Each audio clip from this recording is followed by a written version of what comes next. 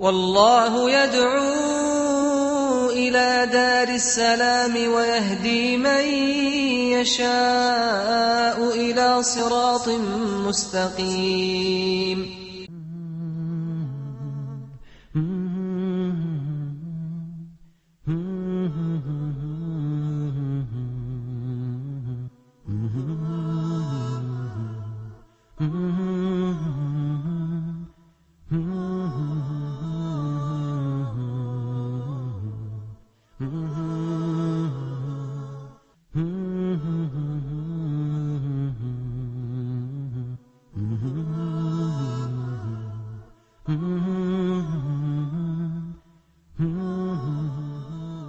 بسم الله الرحمن الرحيم. الحمد لله رب العالمين، وصلى الله وسلم وبارك على المبعوث رحمة للعالمين نبينا محمد وعلى آله وصحبه أجمعين.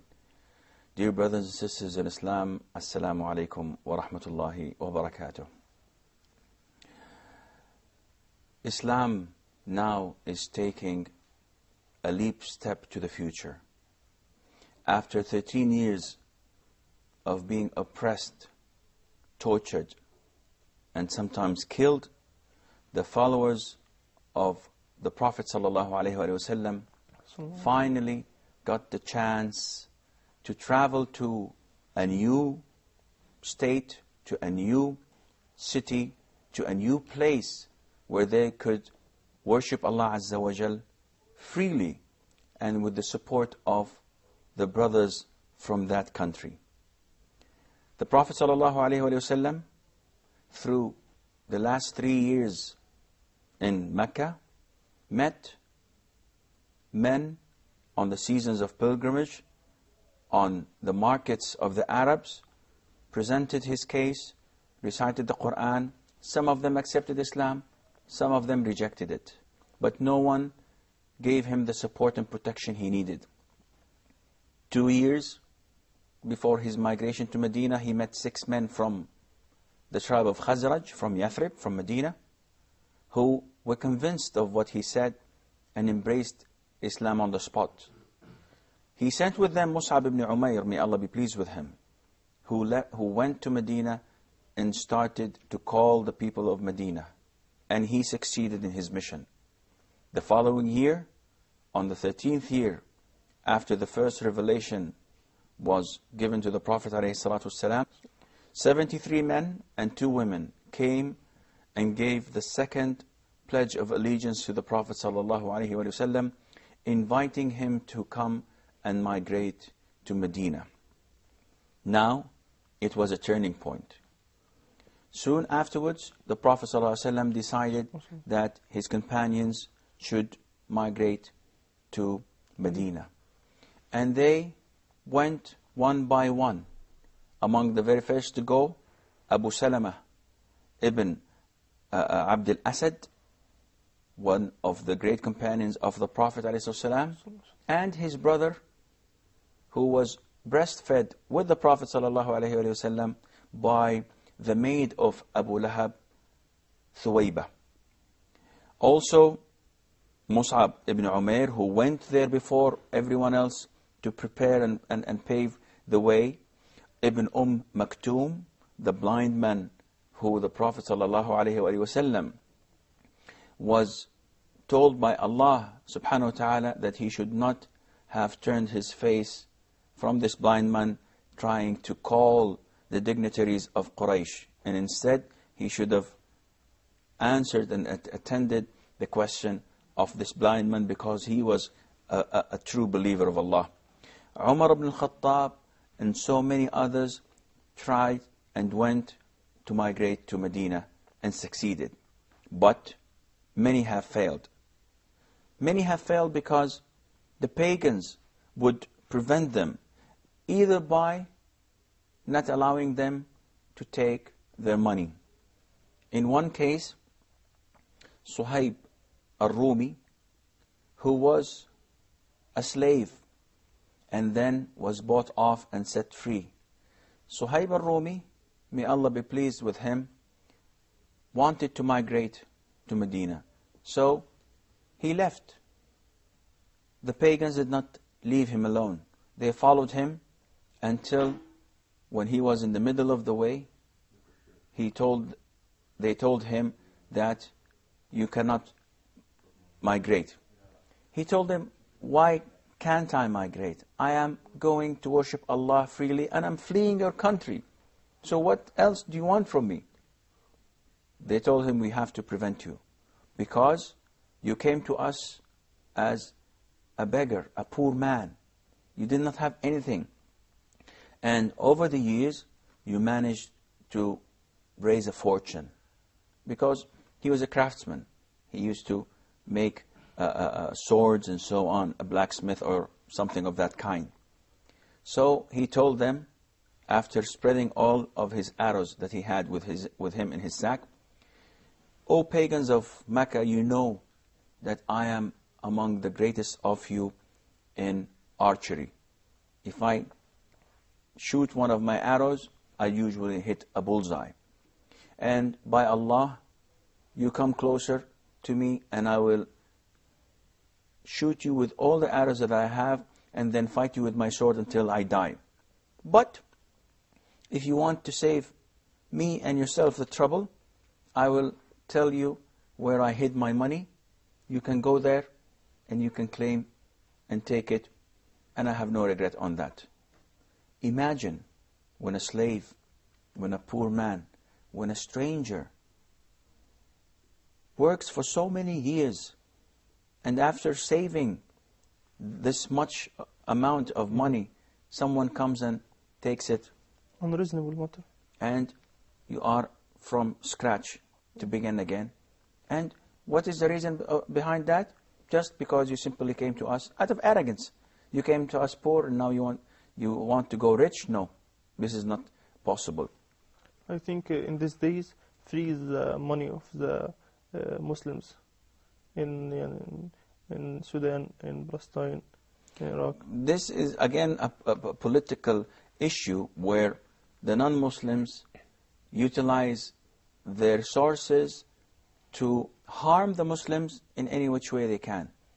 For example, Hamas, they have frozen their accounts worldwide, but to their surprise, they did not have that much accounts because all of what they had was invested in Palestine to the Palestinian people. Also, what we hear nowadays, whenever someone is in the position of opposing the superpowers or the Europeans or so on, they use this method with him. They freeze his assets. And to tell you the truth, I think that the Muslims deserve what they get. Why do you invest, why do you put your money in their banks? Yes. As long as you don't have anything to fear. But usually the tyrants and those who embezzle and those who steal from the treasuries of their countries take these money and hide it in Swiss banks so that one day if they had to flee and go away and run from their crimes, they would have a place safe for them to stay. Suhaib al-Rumi showed them where his money was. And they left him and he went to Medina. The minute he reached Medina, the Prophet ﷺ, because he traveled and migrated after the Prophet ﷺ, the Prophet told him, you have succeeded in your trade, Aba Yahya. Suhaib, whose name was Aba Yahya. He told him that it was indeed a successful transaction because you gave them this worldly money, but you've gained your freedom and you made your migration, which meant that the price he paid was everything that he ever owned in his life. This is a successful trade with Allah. Of course, he was trading with Allah because he migrated and left everything. So the first thing they tried is to block the money and prevent them from taking their money, the pagans. The second thing was trying to stop them from taking their wives and children. In this, exactly what happened with Salama and Abu Salama, may Allah be pleased with them both. Salama bint Abi Umayyah wanted to migrate with her husband. When the husband went, she wanted to go. She was faced with the family of her husband and her own family, Al-Mughira. And each one of them prevented her from going. For her family, the tribe of Al-Mughira, they said, we cannot allow you to go and follow your husband. You stay with us. And she had a small child with her. The family of the husband, the family of Abi Salama, said that, well, if she cannot go, then the boy stays with us, because the boy has to go with his father, and we will not keep him with you and your tribe. And they started pulling the boy until the boy's arm was dislocated.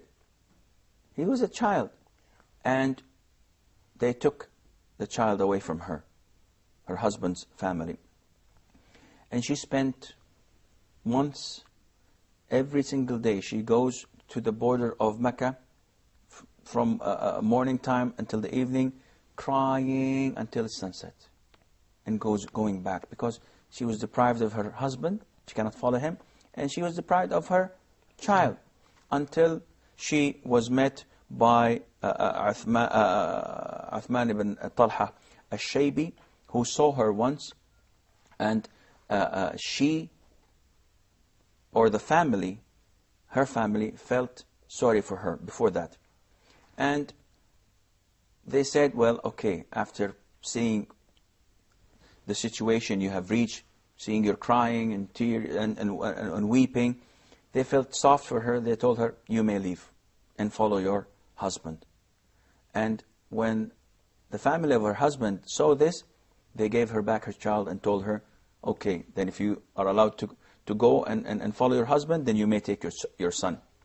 So she took a camel, and she rode on the camel with her son, and went outside of Mecca.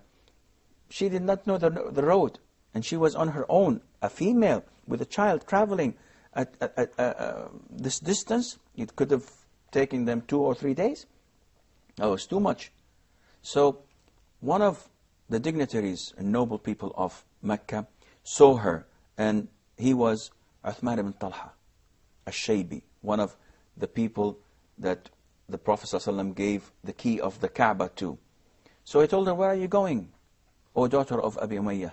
She told him, I'm going to follow my husband in Medina. He looked at her and said, on your own? This is something that cannot be accepted. And he guided her to Medina. She is telling us, by Allah, I have never seen a companion more honorable than him. He never talked to me, and he never looked at me. And whenever we wanted to rest, he would do something with the camel so that it would go on down and sit on its 4 feet, and then he would retreat and give his back to me and ask me to dismount. And whenever I dismounted, he used to go and take the saddle off the camel, feed it, water it, take care of it, while I am away from him. Also, he was non-Muslim? He was not a Muslim, but I'm going to continue, inshallah, just after the break.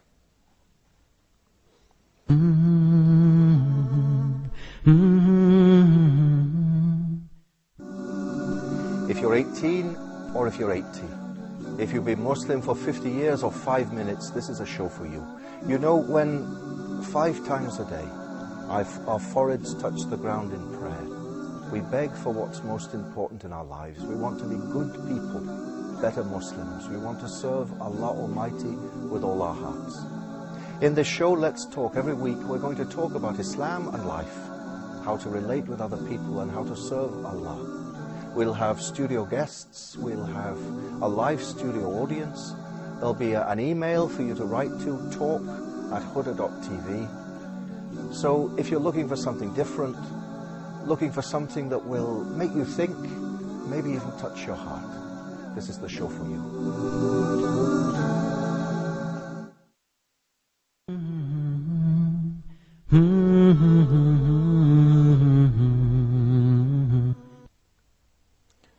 Assalamu alaikum wa rahmatullah, and welcome back.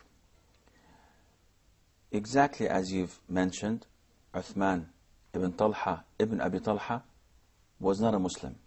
Yet he was an Arab, which meant that he had the pride in him, that he had the jealousy in him, that he had the generosity and bravery to do whatever a gallant man would do.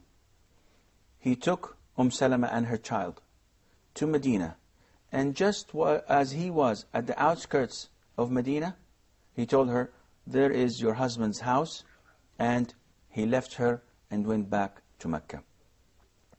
Who would do such a brave and courageous thing like this? By the way, Uthman ibn Talha ibn Abi Talha was or became a Muslim afterwards on the day of Fath, the conqueror of Mecca, and the Prophet ﷺ gave him the key to the